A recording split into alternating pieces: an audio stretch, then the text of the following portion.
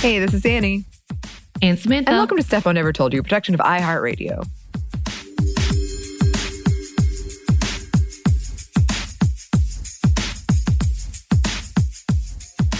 And today it is time for another Feminist Movie Friday. I believe this one's coming out on Friday. Is it? Okay. Are we on time? We're all over the place right now. We are all over the place, but I think on this one we're on time. Okay. Yes, and we have teased about this one because today we are talking about the 2020 biographical drama film Ma Rainey's Black Bottom, based on August Wilson's 1982 play of the same name. The movie was directed by George C. Wolfe and written by Ruben Santiago Hudson and stars Viola Davis, Chadwick Boseman in his final film appearance, which is why we kind of pushed this one off because we knew it was going to be a bummer. It's sad. Well, I'm not going to lie, we're going to get into it, but I did not realize how sad the play, and I should have, because it was during the realm of like those sad plays where it never ends as well as you want. But okay. Yes. Yes. But yes, both of those it things, reality and in the movie. In multiple ways. Also starring Coleman Domingo, Glenn Turman, and Michael Potts. And it was produced by Denzel Washington, Todd Black, and Danny Wolfe.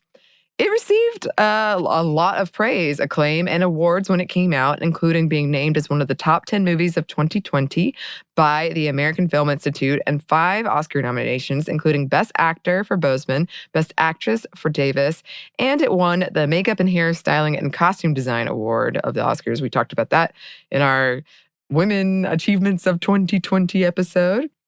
Maybe it was 2021. Oh, it's all a mess in my head. It also received 9 NAACP Image Award nominations. Boseman and Davis also made history when they both won Best Actor and Actress at the Screen Actors Guild Awards, the first time Black actors had won both categories in the same year. So. And after watching this performance, I didn't know originally when the Oscar stuff was happening. And they had this was a big controversial moment where Boseman had passed away and everybody was grieving. And the Oscars itself made it seem like they were going to announce him as the Oscar nominated winner. And it didn't. And it was very anticlimactic. And everybody's like, really, dude? Which Anthony Hopkins had won. And he was asleep during his award. Because the timing was off. It was pandemic. Not everyone was there. But I have to say, I haven't seen Anthony Hopkins' performance. He was robbed. Boseman was robbed. His work in this film, I forgot who he was. And so oftentimes I get caught up in what I've seen in them originally. So Black Panther, that is in the back of my head. But that very like small talking, but like big action person, but he doesn't use a large voice in Black Panther. And in this one, he exuded everything. Like everything resonated, and I could not help but feel everything he was feeling, the angst of it all. And I really was sad that he should have won that award. Like no matter what, not for sympathy, but for the performance in itself was incredible. And I'm very sad by that. Just want to put that out there. It was a phenomenal performance. It was very like electrifying. And I think every article I read mentioned like, wow, what an amazing job he did.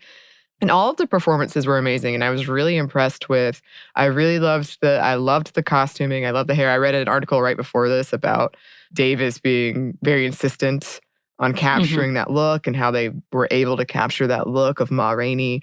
And I loved the music of it. It was just so immediately kind of pulls you in and is just very, very, very important to this story and important to this movie. And I absolutely loved it.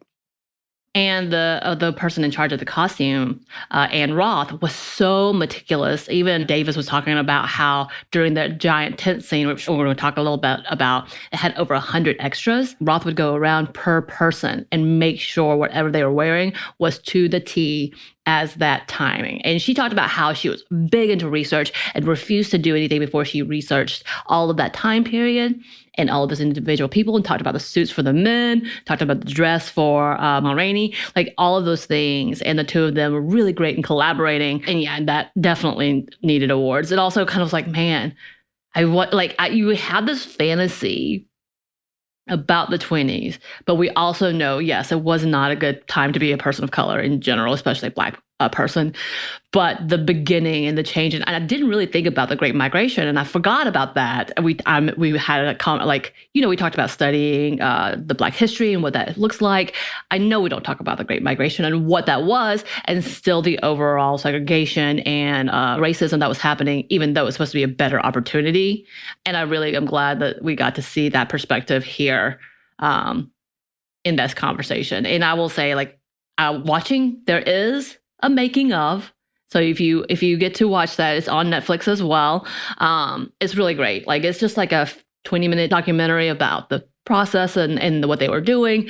But the director was so adamant in all of these things and wanting to represent in not only metaphorically, but physically, all of these different things that were happening, and talking about, the beginning scenes where you see them walking off the train station and they're getting looks because they're a part of the town. They're in the part of the town where Black people weren't welcomed or weren't seen often there. But yeah, really good. Really good. Yeah. And I'm going to ask you about that because I did not get a chance to watch it. So I want to hear more. And as you said, Samantha, these are both available on Netflix. If you have Netflix, you want to check it out. Highly recommend.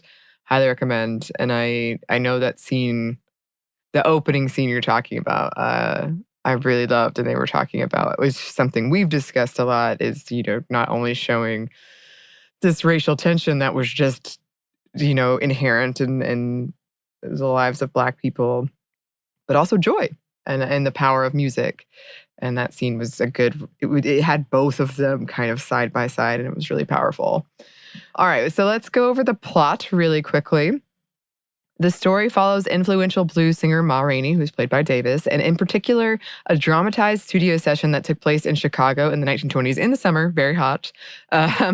Rainey, a renowned, strong-willed woman and Georgia singer, sometimes called the mother of blues, had recently been contracted by white producers, and she goes to record at Paramount's recording studios in Chicago in 1927. One of her producers expresses frustration when the talented and seasoned Georgia jazz band members, Toledo, Cutler, and Slow Drag, show up on time and without Rainey. The trumpeter, Levy Green, who is played by Bozeman, against the band's wishes, he has shown the annoyed producer Sturdivant some of his own compositions in the hopes of striking out on his own without Rainey. He's got kind of these like big ambitions and hopes. Right. And I think that, like, if you've watched anything kind of like Cadillac Records or Dreamgirls, which I've seen, have you seen either one of those? I've seen Dreamgirls. Mm-hmm. Yeah, we know that during that time, there was a lot of misleading, and we're going to talk about it more, but it's obvious that the elder musicians are like, don't do that. You're giving it to the white man, essentially. Right. And it kind of alludes to that, but he's thinking he's so big. Right. And has this big dreams and is so talented. It's not going to be a problem. Mm-hmm. But so an hour late, Rainey arrives with her friend Dusty May and her nephew Sylvester. And by the way, she talks about how she makes her entrance when she walks out of the hotel and everybody's looking. And this is kind of that rebellion and being like, y'all are going to look at me anyway, so make it a show. Mm-hmm. Y'all are showing disdain to me. I'm going to show you disdain. And that's kind of the persona that Davis saw, and it was correct, of who Ma Rainey was. And so she did that so well, well. Love it. So she wastes no time in clashing with Sturdivant. So they've already worked together, apparently, and she knows how to work them, essentially. Yeah. And the manager, Irvin, issuing demands and refusing to record since her Coca-Cola was not provided, which she requested. Mm-hmm. Instead, she threatens to leave this and saying, that's fine, I'll leave here. I can record it anywhere else. I know what y'all are doing. Mm-hmm. I'm not doing this. I can't believe y'all can't do this. This is also at the same time, she's also demanding that Sylvester be on the record. This is her nephew. She had promised her sister that she would take care of him. He's going to earn some money. Unfortunately, he has a pronounced stutter, so it's kind of difficult for him to do the opening lines. I do find it interesting that there's a bit of ableism. I know we're going to talk about it because she's forcing him to do something, whether or not he can or he can't. And then also the fact that I do love his attitude. Sylvester's attitude is like, I can get it. Just leave me be. Like, I can get it. But everybody else is just kind of like, oh, no. Mm-hmm. And I don't know. I think we would have to look up. But, we don't have they didn't have the amazing skills and technology to edit. Right. Because Y'all, it takes me a long time to get a sentence together sometimes too. Let's just be real honest. But thank God, super producer Christina can fix me in editing. But, so this was costing money. Like they were throwing away records upon records. So this was a concern. But not only that, because of this, obviously there's multiple takes. Everybody is getting aggravated. It's really hot. And yeah, there's a lot of hiccups in getting to this point. Yes. So there's kind of like this boiling over of tensions. And in a break between recording, Rainey tells Cutler that her white producers see her as, quote, just a dog in the alley, that they only use her for her voice. And this is part of her, like, which we're also going to get into more, asking for a Coke. Like, I'm making you all this money and you can't spend the money on a Coca-Cola to get me that I requested, like knowing what you're worth. And Slow Drag walks in on Dusty May and Levy having sex. So a lot of things going on. Yeah. And by the way, at this point, you should know Dusty May is in a romantic relationship with Ma Rainey. And that's so at the very first scene when we see Ma Rainey performing in the tent scene, which we were talking about with all the amazing costumes, kind of setting up how big of a performer she really is, what kind of show she really has. Like, it's pretty phenomenal. We see that he being Levy, goes to the front center, which he's not. He's just a backup band, but he comes out to the front to show off his trumpeting skills. But he's also like eye contact with Dusty May, trying to like hit on her, and everybody sees it. Ruh-roh, don't do that. But yes, they end up having sex. There's this whole like weird exchange. Also good to note, like they do an amazing job in transitioning this to film from being an on-stage play, because it still feels absolutely like a play, but still movie. So the way they have these transitions, the way they set it up, you obviously know it was a play once upon a time. Just so I put that there. So after several takes of the first track, the band finally nails it. Sylvester finally nails it. But it turns out, thanks to equipment malfunction, the recording is bad. So like his recording was off the entire time because rats had eaten the cord, and everybody's really not happy. So the band members point the finger at Levy, accusing him of tripping over something while he was mooning over Dusty May. Yeah, there was a lot of implications here, like, oh, you did this and you did that, and no one's really grasping what is happening. They yell at Dusty May. She was like, what am I doing? Right. But further, again, investigation reveals it was damage done by the rats. Cutler, who is a religious man, and that's part of the theme, is a religion, God, and being saved, essentially, tries to mediate, because they all take a break. So at this break point, while they're waiting, the band goes downstairs. It looks really like is an obvious statement of where the backup band is. Yeah. In the dark room, little amenities. You're just here for the background. You're not the star. But they go down to talk. And then they start having a bigger discussion about religion. They start talking about having a bigger discussion about the crimes against Black people and how to have a relationship with white people in this supremacy at this time in the 1920s. And then in this time, Cutler tells a story of a Black man getting stuck in a small town in Georgia. A group of white men take his Bible, tear it up, and force him to dance, but uses the dance as saying you are doing something that's against God, so you can't have these things. But before he could finish the story, Levy dismisses him, telling that if God existed, he'd care about Black people, which isn't the case, because at this point, we've already heard the story, really sad story of Levy's mom, who was traumatized and assaulted by a group of white men after his dad tried to buy property. So a lot of these things. So him being told he was man of the house, couldn't protect her, tried, and then got stabbed because he tried. So he's angry. One of the first things he says is, my mom called out to God, called out to Jesus for mercy, and no one showed. If Jesus really cared about you, he'll stop me from attacking you, to Cutler with he had a knife, and after they started fighting. So it was a whole big, and again, these dialogues and monologues that Levy does is what I'm talking about, that passion. Because these are the things that you see. I don't know if you've ever in any audition for plays. I'm sure you have. But you have to have these monologues. And these are it. These are, and I don't know if anyone ever could hit to the level that he does, but it's phenomenal. When they can stand alone like that and you're mesmerized like that, that's award-winning. All of that to say, he does it well. He breaks your heart. He makes you angry. And in my head, as a person, you and I have talked about religion, I was like, yep. In Anyway. Oh. Yeah, that scene as the camera like follows Bozeman as he's having this monologue and he's going through all of these emotions. So mesmerizing and painful. But yeah, really excellent.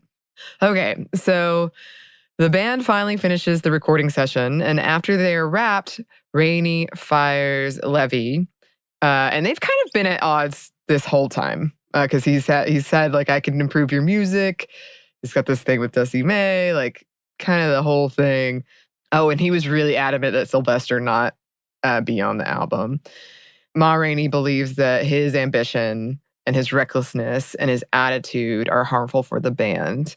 So Levy goes to Sturdivant, the white producer, but Sturdivant tells him he'll only buy the music, that there's no market for him for that music, not going to really make money. He offers him like nothing for it. This leads Levy to have a mental breakdown, and he fatally stabs Toledo after Toledo accidentally stepped on his new shoes that he had bought at the beginning of this movie, these kind of new fancy shoes. Horrified, Cutler and Slow Drag leave as Levy cradles Toledo's body. The film ends with an all-white band, presumably Paul Whiteman's orchestra, from what I read, recording Levy's songs for Sturdivant. So, yeah.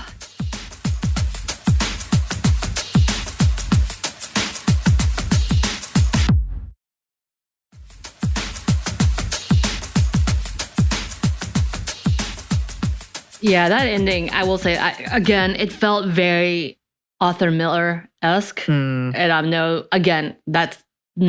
trying to compare the two because it's not, but that level of melancholy ending. Yep.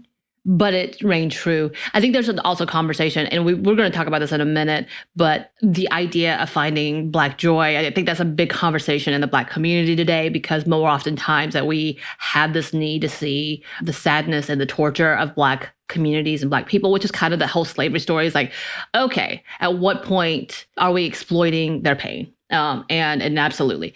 And in this kind of, I was like, I wonder what would we say about this play specifically? But at the same time, because the ending for Levy, that was shocking to me. But again, it felt very like, Arthur Miller-esque in that level of like, it just ends. And you're like, what just happened? What just happened? But it's very like 1980s, 1950s, 1960s, like types of plays. So I wonder if that was kind of that mindset for August Wilson. I guess I'll never know. But the reality is, while we're celebrating one woman's success, but in the actual documentary, they're talking about this is the end of her success. Like this is kind of the end of her giant career. So is it, what is the dichotomy? And is it that she's jaded and so knows how to work the system and that's how she's leaving, is on a bang? Yeah. And Levy came in so hopeful and thinking that all he needed was dreams and talent, which they do talk about in the documentary. And that's the way it was portrayed. And then when he was so profoundly disappointed that he took his rage out on the wrong person, meaning it should be towards a white man. And because he did not have the ability to do so at that point in time, it was towards one of his friends, essentially. And the trauma and the shock of it all. Yeah. But, that's all I have to say. Yeah, I mean, I guess we should also mention, I want you to talk about the documentary in a second, Samantha, because that's a great point. Now that you pointed out to me, I'm like, yeah, this is definitely a play. Like, I can see it feels very much like a play. Yeah. But we didn't mention in the plot, like at the end, after the recording session is done, Ma Rainey is trying to leave, and the quote nicer white producer is like, "You got to sign this contract. You got to sign this contract. We can't leave without signing this contract." And she's like, "No, I don't want to sign it. I don't want to sign it."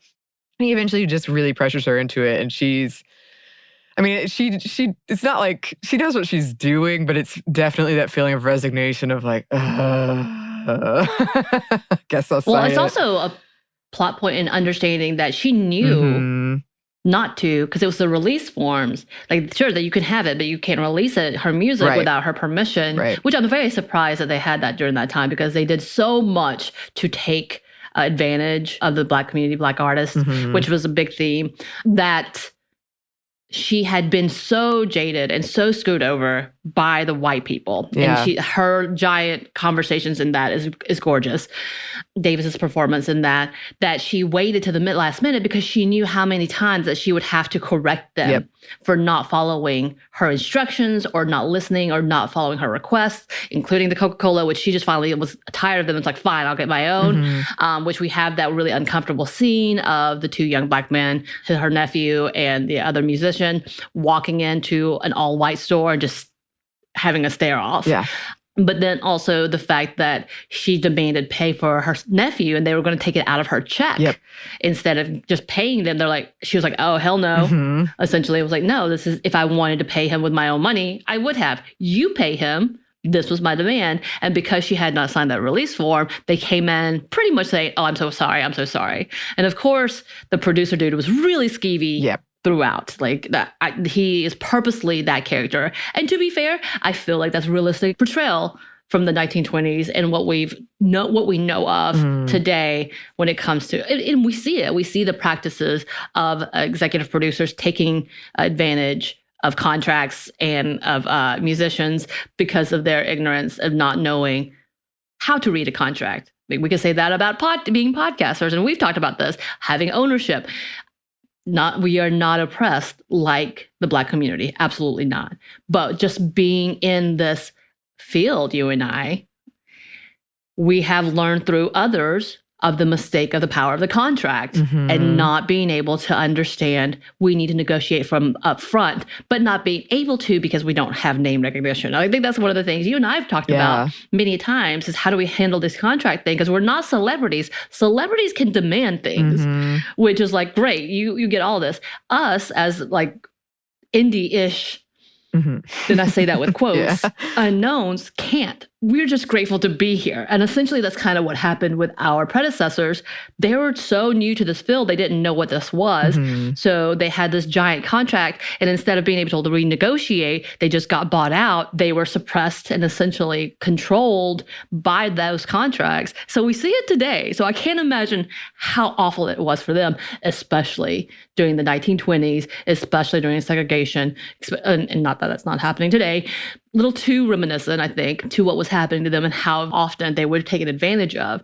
And Ma Rainey understood that towards that end of their career and made sure to hold off. So that she got everything she wanted, including, we didn't talk about this, including them fixing her car. Oh, yeah, that's right. Because she kind of arrives and she's in a car accident and she's like, no. Right. You gotta fix this. So what we see is they are trying to find the studio. They're late to get in there. They're like, oh, there it is. Sylvester slams on his brakes. He gets hit from behind by another car. It's a white man. There's a fight. And the police is trying to put everybody in the quote unquote paddy wagon.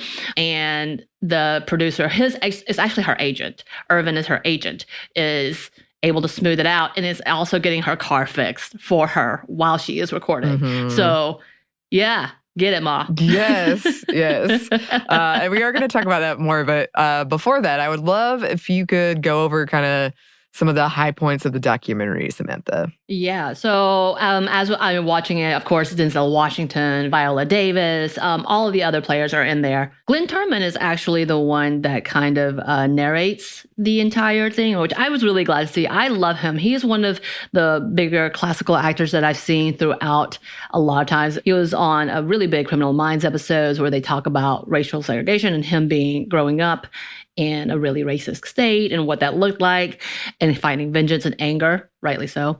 But he's the one that actually narrates this entire documentary, and they go from point to point. It's really nice about what it is, whether it's about the music, whether it's about the characters, the historical context of why this play was so important when August Wilson wrote it, the behind the scenes on how they filmed it. This is where I found out Ann Roth was so meticulous in her costuming, and I loved it.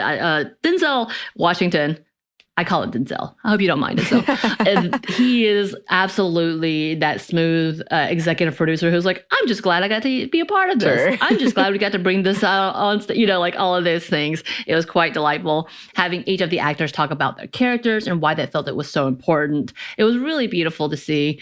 They also brought on Imani Perry, who is a scholar for race, law, literature, and African-American culture. And she really talked about the background of the 1920s and the blues and why blues was so important at that point in time and how that really brought music to where it is today in the US. And of course, I'm a huge blues fan, so this made absolute sense and I loved everything about it. Did I ever tell you about me going to see the play Mahalia Jackson, based on Mahalia Jackson, who was the Black gospel singer and blues singer from way back when? Mm-mm. This was when I was in Oklahoma, of all places, and we went to see this play. It was a phenomenal play, and the actress who did it would just kill the music because she was singing all the gospel songs.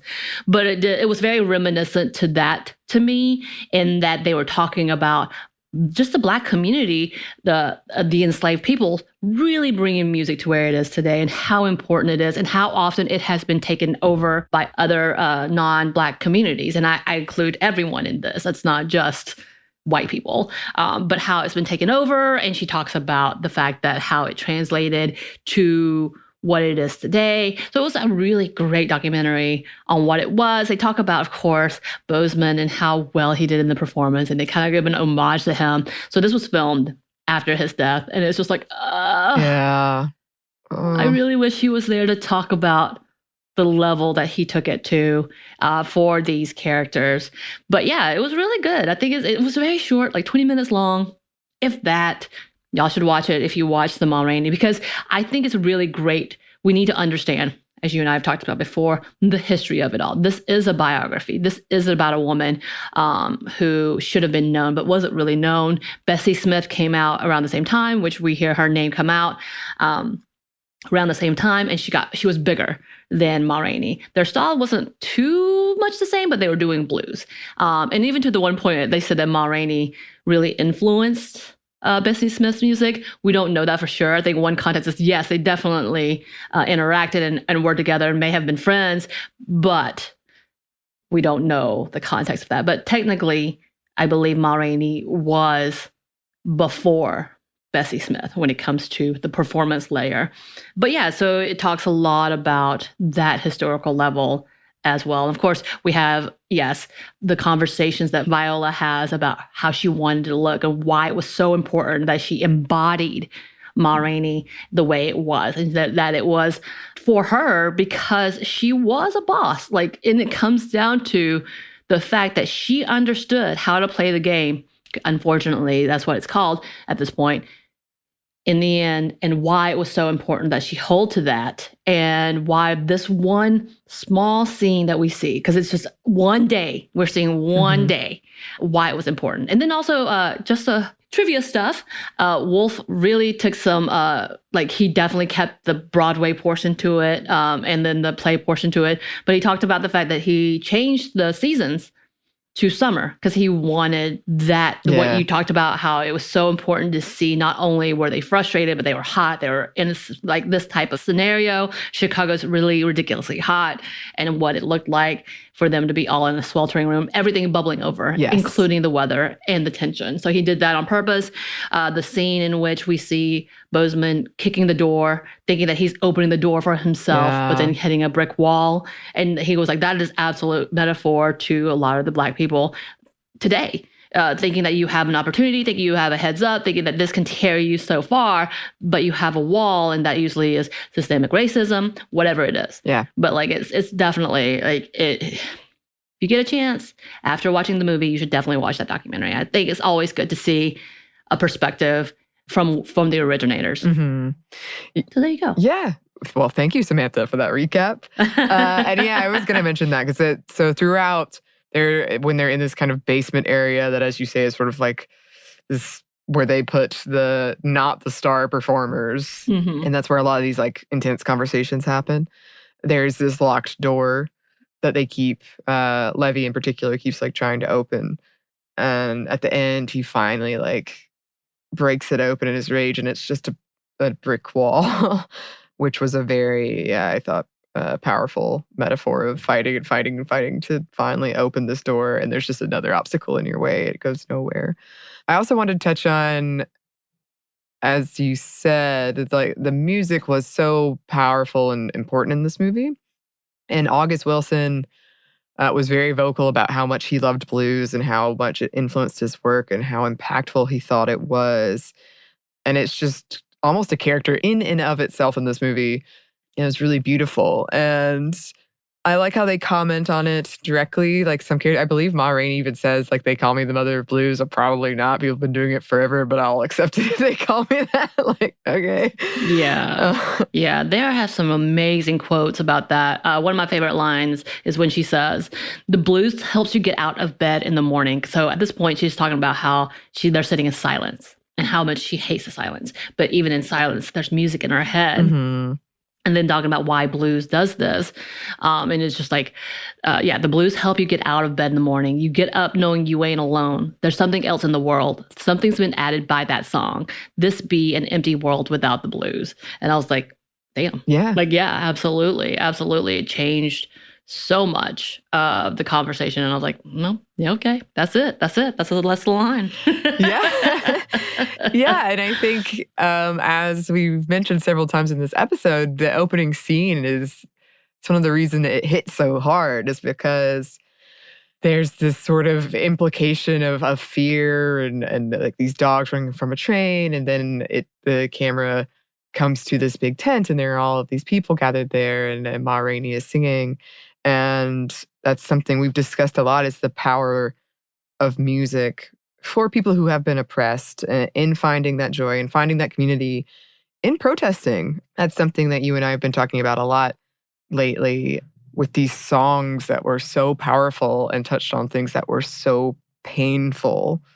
It's so necessary, but in that way, being able to connect. And I know, as we've discussed, I think Ma Rainey, she in the materials I read before this, she preferred those live performances. She preferred to have those connecting with people in that environment and away from kind of these white producers that are controlling her music and where it goes. And that was just something she valued. So I feel like she was someone who both knew like how to work the system, even if it was incredibly unfortunate and stacked against her. But she also clearly had this passion for it and this passion for writing and connecting in that way. Right. And I love the idea that August Wilson was so influenced by this music. So you see that kind of inspiration, that power of how it can impact people and then lead to other art or lead to all these other things. Right. He did an amazing job. As in fact, in that documentary, they're talking about while August Wilson was researching, like they found 7 pictures of Ma Rainey while there was like hundreds of pictures of Bessie Smith, and how he really dug deep to find this singer. And I find that interesting too, because we do finally getting to a point that hopefully finally, that we're talking about these amazing musicians that made this huge change. And she is one of those, as well as Bessie Smith, as well as who is known as Bessie Jackson. That was her stage name, but I think her real name is Lucille Bogan. And she was kind of like the queen of filth, essentially. And you see that same level in Ma Rainey. They all were not going to play cutesy. They were going to make it down and raunchy and dirty, but not in a way that was so over the top, but enough to be like, I am a woman who enjoys these things. Get it together or don't. And they accepted it. Like, they being the audience, they being the listener. If you listen to the song of Black Bottom, you're like, what? Whoa. Like, it's very interesting. But both, like, those three really brought on a new set of style within the blues, within all of this, because it wasn't just, singing love songs anymore. It was just being fun and who they were and being sexy in themselves. And I think that was a whole different thing. And not only sexy in themselves, but loving themselves in a different manner. And I think that's also a big key point that we don't talk enough about, especially when it comes to Black women who have become huge musicians. I think we can translate that today to today's even rap. If we look at what was happening at that point in time and just pushing the boundaries, and they were loving it. People loved it. People loved this music and also really felt, again, like you said, connected to it. Yeah, yeah. Oh, this is making me want to go listen to some music.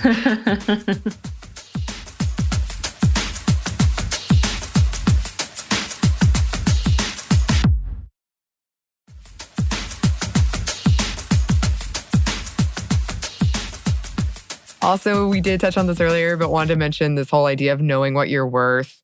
That's something we've talked about recently. It's an ongoing conversation, but especially, the time when this movie was set for a Black woman. And I think a lot of the things, if you haven't seen the movie and you're just listening to us talk about it, you might be like, that kind of sounds like a diva behavior. But really, she was just like, you're gonna make so much money from this.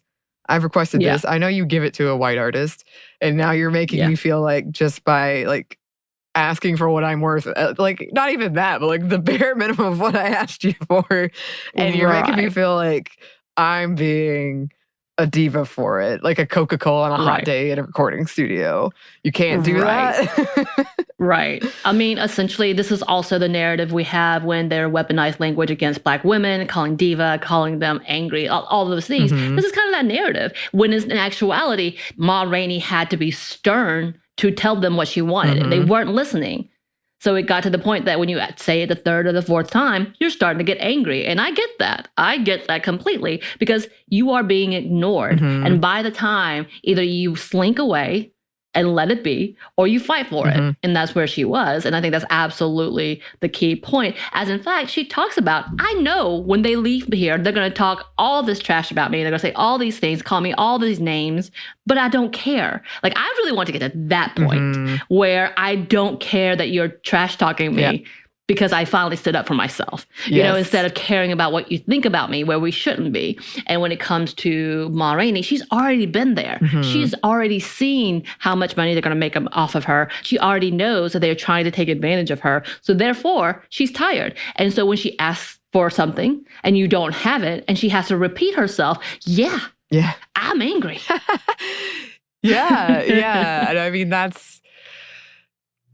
as we discussed in a recent episode, that can be hard to, know what you're worth and to ask for what you're worth. And we have been women, but especially women of color, and especially Black women, have that turned around on us as we're being like, we're demanding too much, or like, we can just get rid of you right now. But she knew her worth.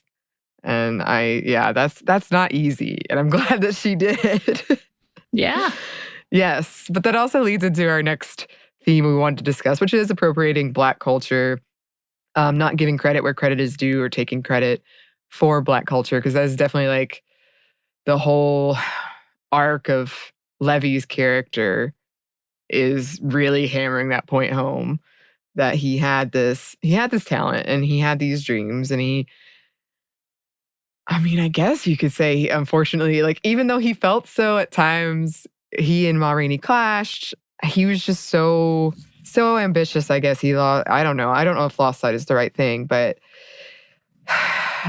to have that just taken at the end and have a white band play it after he's told, like, oh, this isn't worth anything. You're never going to make any money. And we still, unfortunately, see that today, too. Right. And that's kind of the whole conversation we've been having that's been simmering in my head about colonization and taking other people's culture. When you talk about this is cultural appropriation, there's the bigger, and I know we're going to have to come back to it eventually, about appreciation versus appropriation and why there is a distinct difference and why it's important to understand it. But then also the fact of the matter that Levy's character is so hopeful that he is the one that's going to break this boundary. Like, he's going to go beyond this, where you see the two different characters. So you have the new and the older, in which Ma Rainey has already tried, and she's tired, and she knows how to play the game. She's going to get what she's worth, and she's going to leave. As where Levy's coming in, trying to make his own, and really thinking that he's going to push that boundary. He's really thinking he's going to cut that red tape and really get to there because he has the talent to do it. And then being disappointed when the door slams in his face once again, and then really being told, you're not. Because he comes in, buys some new shoes, really proud of it, tries to hit on some girls, really having a good day in this performance, seeing himself for the first time as writers, being told that his one style of music for one of their songs is preferred over Ma Rainey's, getting on this high, and then so violently pushed down by white men in this scenario. And then we also had the competition is Ma Rainey is fearful of change. She's fearful of the new, which is kind of that conversation about her and Bessie Smith, about who was who first, who started this first, and seeing him being a threat. But in her age, knowing how to combat these threats as where Levy is not able to handle criticism and or rejection. So because he's so new to this. So there's so many like things to that we see in that as well. But him unfortunately realizing what it looks like to be taken advantage of. And instead of being mentored and listening to Ma Rainey about how to do something or how to go about it, he doesn't. Yeah. And Ma Rainey doesn't invest in that. And that's a whole different conversation in itself. Yes, and cultural appropriation. Like there's a whole thing happening about food. We know this. We're having a constant conversation about music. That's never going to go away. And about who's doing what and why it's important to credit people. And now we're going as specific as stop trying to steal people's music. How about that? But even more so when it comes to culture, we're talking about hairstyles, we're talking about food. And it's not about you can't do it necessarily. I mean, we won't go into specifics, but when it comes to food, that you can't do it, but don't try to take credit for it as if you just invented the wheel. Yeah, and then make more money off of it. And then who's making money off of it and pretending like it's their own. Right. Like that's been a big discussion right now. Kimchi is a big discussion. I was like, wow. Yeah, that is a huge topic. We have to return to that. I know we make this point a lot, and you made it a little bit earlier, Samantha, but kind of this idea of turning marginalized people against each other. I feel like that was part of this. And then also, as you say, like Ma Rainey was being dismissed by Levy and the white producer and agent.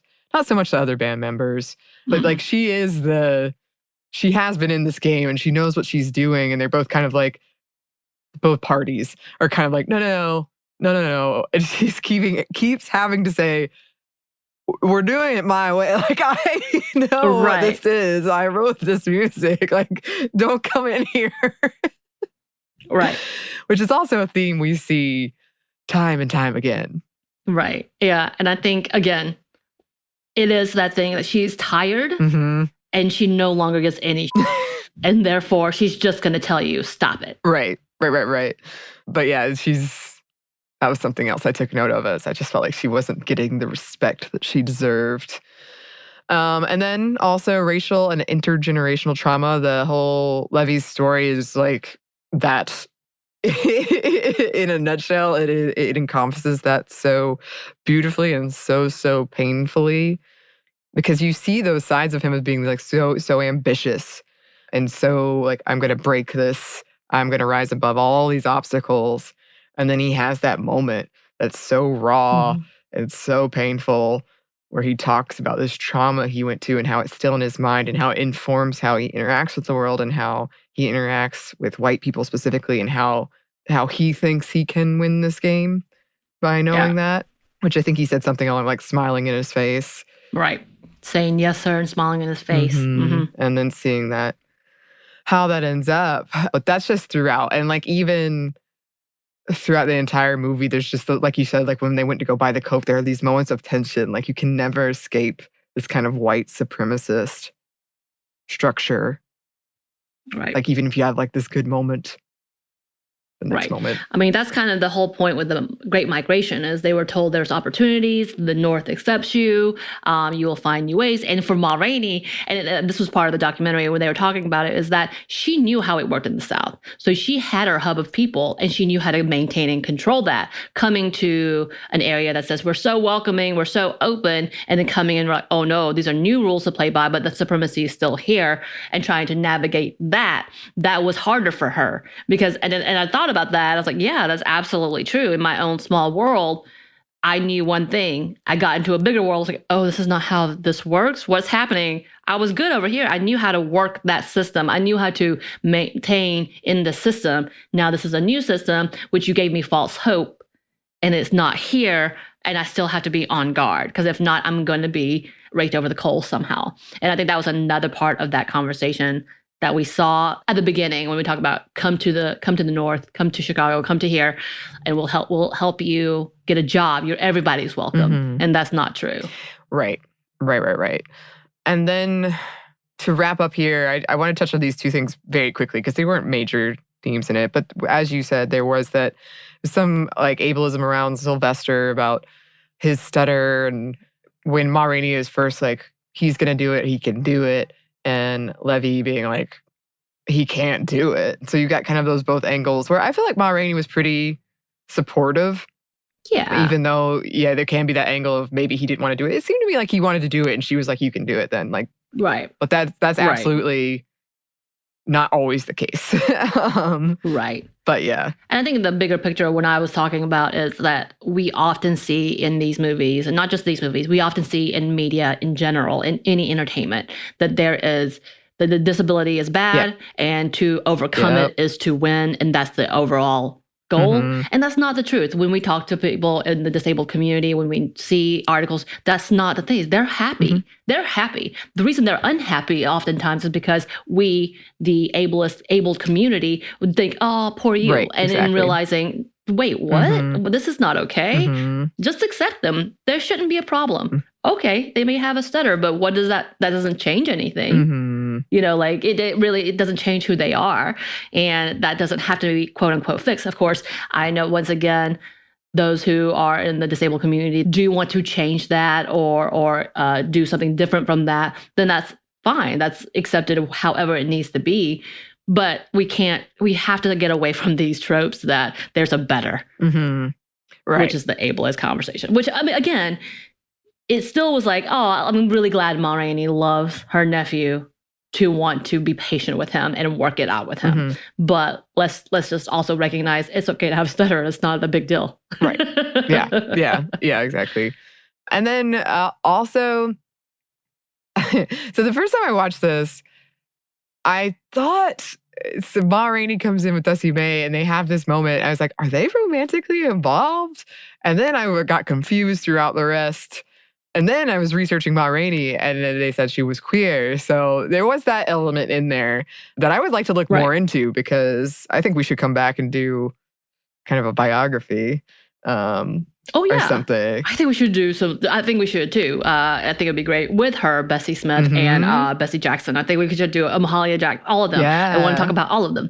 But there is that queer component in which we talked about. Of course, they kind of overshadowed it with the Levy storyline, which I don't know if that was necessary, other than to push the plot along about how overly ambitious he was, and really he thought he was untouchable, which is, again, part of who his character was.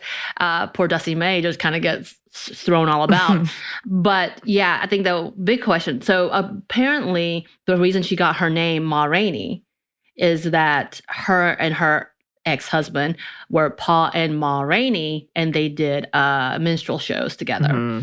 And then she kept the name Ma Rainey. Obviously, I don't know who Pa Rainey is, so whatever. And that's how she kind of moved into her stage name and her character. But when she left, her husband realizing, nah, you are nothing to me.